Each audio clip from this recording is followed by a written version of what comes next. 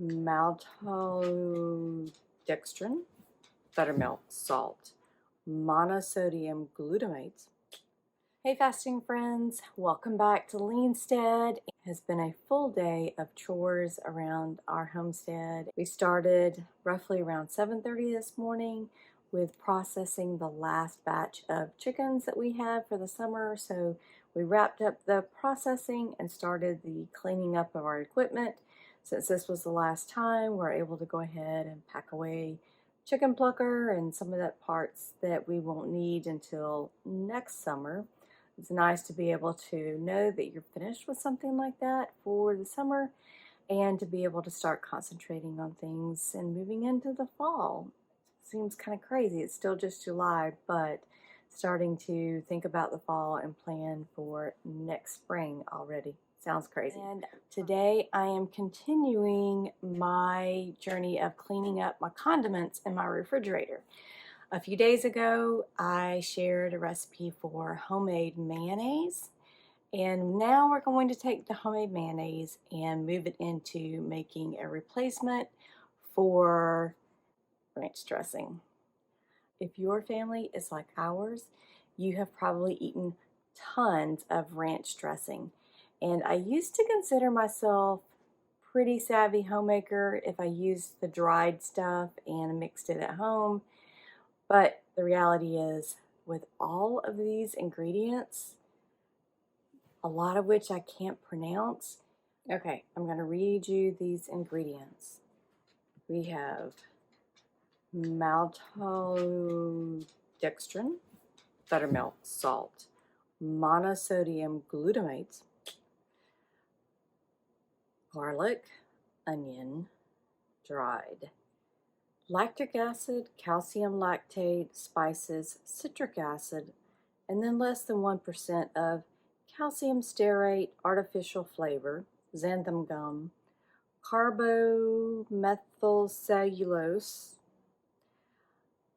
guar gum, natural flavors. Great mystery there. And contains milk and soy. That's the ingredients in what I used to consider homemade ranch dressing. There's a lot of stuff in there that I'd rather not put in my body.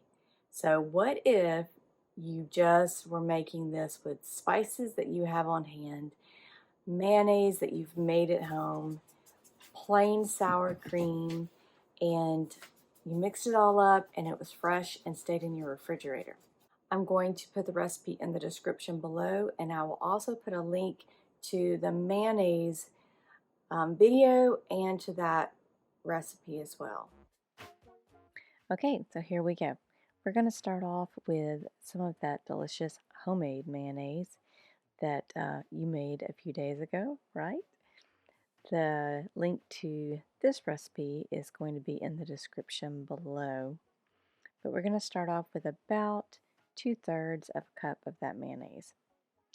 Then to that we're going to add a good 1 cup of some yummy sour cream.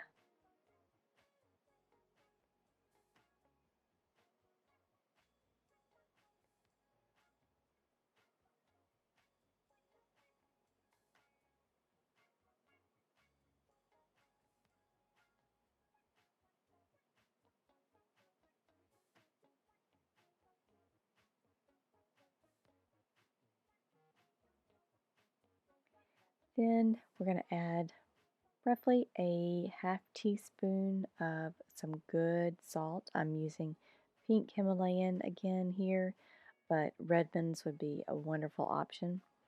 Then we're going to add a teaspoon of garlic powder.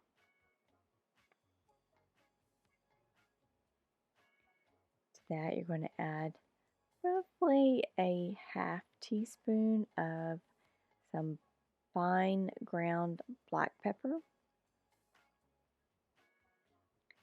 and then a teaspoon of onion powder.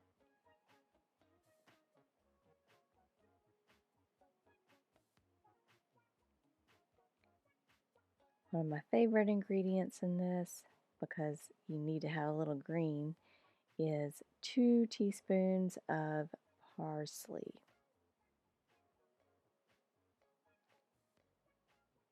And then one of the secret ingredients is about a half teaspoon of ground cumin. And then to get that tang in it, you're going to use 1 tablespoon. Here I've just used my teaspoon. So if you're using your teaspoon, you want to put 3 teaspoons of the white vinegar or 1 tablespoon. Okay, then all you need to do here is to blend all of this together.